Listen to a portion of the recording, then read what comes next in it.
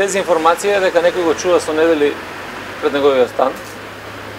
Второ, воопшто не допринесувате на ваквиот начин кон објективно информирање, заради тоа што Груевски до вчера, до 16:30 часот, додека судот ја издаде наредбата и потерницата, беше слободен. Тој има обезбедување лично, кое што го користи на повик. Меѓутоа, тоа не е обезбедување кое што е 24 часа со него и во станот и пред станот, за да може да го чува, така да заради јавноста и заради вистината, факт е дека вчера во 16:30 часот се достави наредбата од страна на Основниот суд Скопје 1 и при тоа е распишана национална потерница по него. Службите од одделот за потреги работат во обезбедувањето на лицето. Како? Пред да се издаде наредба во петок, вечерта пред неговиот стан немало полиција или лица службите што чекале пред неговиот стан. Сакам да кажам дека 24-часовното обезбедување кое што го има лично е обезбедување кое што го користи на негов повик. Кога последен пат Како? Последен пат неговото обезбедување го ставиле дома на 8 ноември, некаде околу 23 часот, тоа според изјавите кои што се дадени од страна на обезбедување. Вчера ВМРО ДПМН обвиня дека никогаш немало полициска обсада ваква на опозицијска партија. Дали да го купувате информација дека во партијата не влеговте внатре и зошто? Вчера немало обсада никаква ниту на политичка партија, ниту на било кој друг објект. Постапувајќи врз основа на наредбите, тоа што го имавме како проценка за можните локации, имаше полициски службеници во близина на седиштето на ВМРО ДПМН, имаше контрола на автомобили, меѓутоа никако не стануваше збор за обсада, ниту па за било какво действие кој што е насочено кон ВМРО. Има ли информации што бараше полицијата таму? Зашто баш таму? Имаше ли никакви информации дека е во партијата или некои други работи? Има безбедносни проценки кои што ги користат службите. И затоа и на ако вака тргнуваме, треба да прашате и зошто на излезот од Скопје имаше на сите места, па зошто на граничните премини и така натаму и така натаму. Тоа било се заради Груевски или заради нешто друго? Комбинација и за едно и за друго.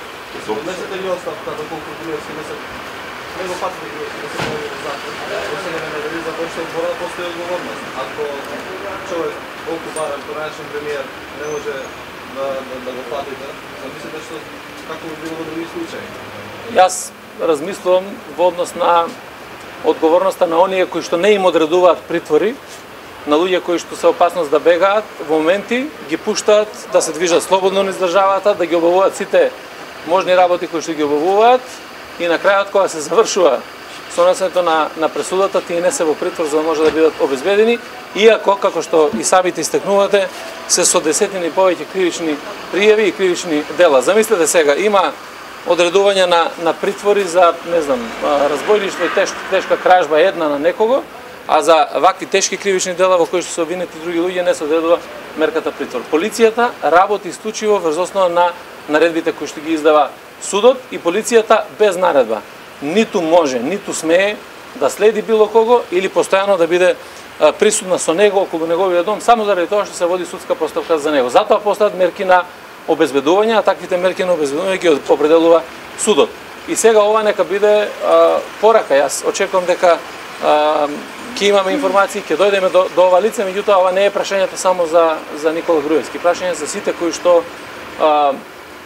се на некој начин осомничени, за кои што се водат постапки и така натаму, при одлуките судот треба да внимава на и овој момент, кој ќе дојде до моментот на пресудата, односно до правосудното наказание. Господин Испасовски, ова не е прв случај. Значи, за Груевски и Бошковски се случи истото и пак предстои се впери во судот.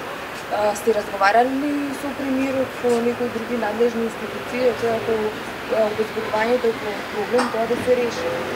Законот го предвидува обезбедувањето.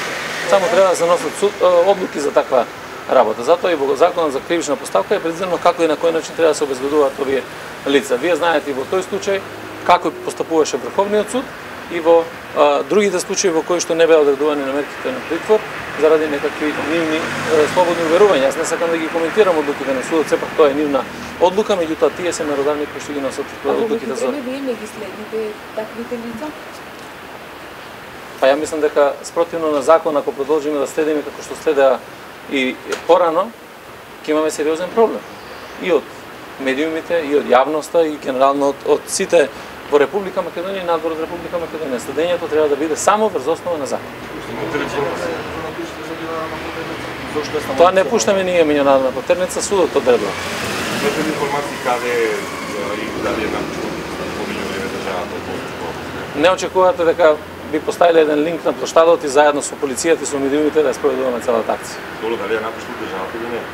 Значи, сите информации кои што ги имаме, ги анализираме и работиме во однос на обезбедувањето на лицето. Меѓутоа, тоа не се информации кои што можеме вака слободно во јавноста да ги споделуваме, за да може да сите заедно го бараме. Дали вчера компанија Кулински во Гипек од другите што излезуваат гаражата практично во што се поврзува со штабот на Бара? Вчера го баравме Груевски во неговиот дом, ќе го бараме и на уште неколку локации, меѓутоа се спроведат и други мерки на преглед на возила и така натаму, не само во однос на барањето негово, туку и на по други сознанија кои што има. Во номерот на помалите одитори вчера кажа окаму дека доколку сака, доколку има полицијата налог, може да влезе. Меѓутоа убедува дека тоа не е така. Значи, ние ако имаме налог, без разлика која зграда и каде се наоѓа, ќе треба да се влезе. Ниту сме имале намера да влеземе вчера во ВМРО-ДПМН, ниту таа намера била да обезбедуваме налог и тоа да го правиме на вчерашниот ден. Меѓутоа, врз основа на наредбата и потерницата, ќе ги преземаме сите мерки на основа на информации кои што ги добиваме, се со цел да може да се обезбеди лицето за издржување на казната.